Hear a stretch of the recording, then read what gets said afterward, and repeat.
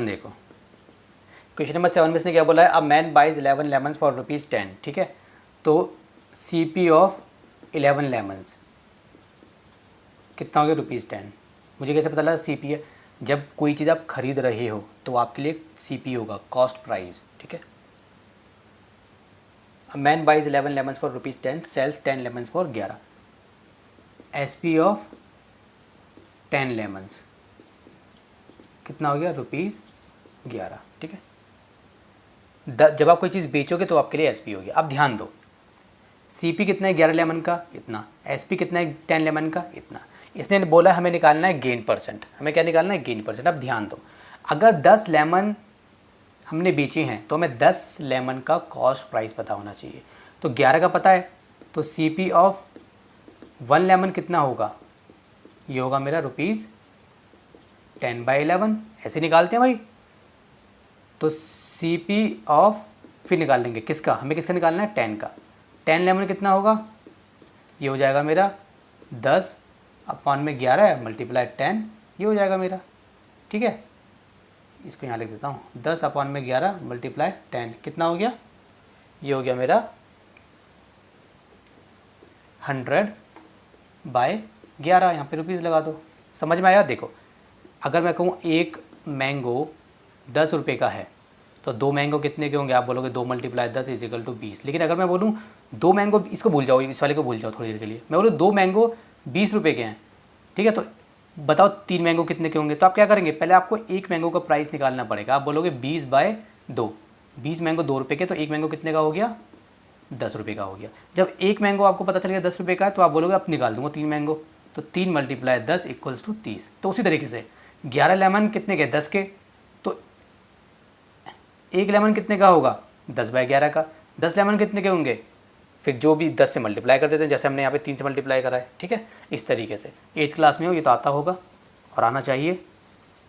ठीक है, अब देखिए, हमने 10 लेमन बेचे और 10 लेमन CP मतलब खरीदे।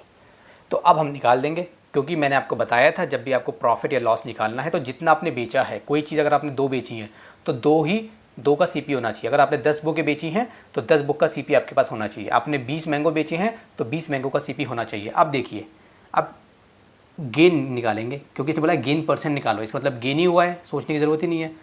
SP - CP, SP कितना है मेरा, रुपीज़ लगा लो ऐसे और ब्रैकेट में सॉल्व कर लो। SP मेरा कितना है, SP है मेरा 11 माइनस CP कितना है मेरा 100/11। ठीक है, ऐसे कर लो।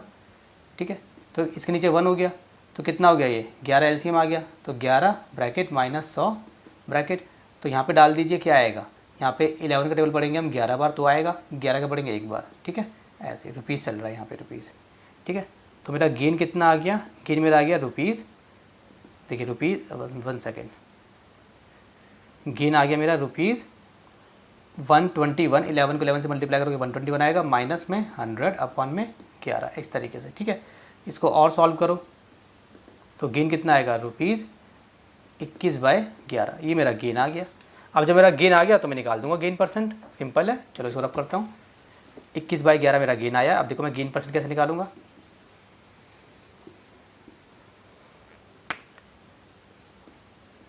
गेन परसेंट का फॉर्मूला क्या होता है, गेन अपॉन में CP × 100। जिसको फॉर्मूले याद नहीं है फॉर्मूले याद कर ले। ठीक है, यहाँ पे परसेंटेज लगा के चलो। तो गेन कितना मेरा 21/11, देखो 21/11 लिखो, रुपीज़ वगैरह बाद में। जब ऐसा हो ना कि गेन भी फ्रैक्शन में CP भी फ्रैक्शन में, तो डिवाइड, यहाँ पे जो डिवाइड लगा दो ना, डिवाइड, इसको हटा के अभी भूल जाओ।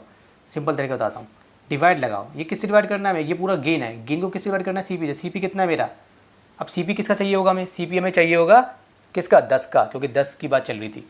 तो 10 CP हमारा कितना था, CP था मेरा 100 डिवाइडेड बाय 11। ठीक है, ये मेरा CP था। और यहाँ पे क्या है, मल्टीप्लाई 100, ये वाला। ठीक है, और ऐसे ब्रैकेट लगा के ये परसेंटेज जो चल रही है आपकी। ठीक है, अब देखो 21/11, अब ये है ना, इसको जब हम मल्टीप्लाई में बदल देंगे, तो इसको जब हम मल्टीप्लाई में बदलते हैं तो ये ऊपर हो जाता है, मतलब ये नीचे वाला ऊपर, ऊपर वाला नीचे, 11/100, ये रूल है। अभी 100 तो है यहाँ पे, 100 ऐसे कर दिया, परसेंटेज लगा दिया, 100 से 100 कटा, इससे कटा, तो कितना हो गया 21%। ये मेरा क्या है, गेन परसेंट। तो गेन परसेंट आ गया मेरा 21। ठीक है, चलिए सॉल्व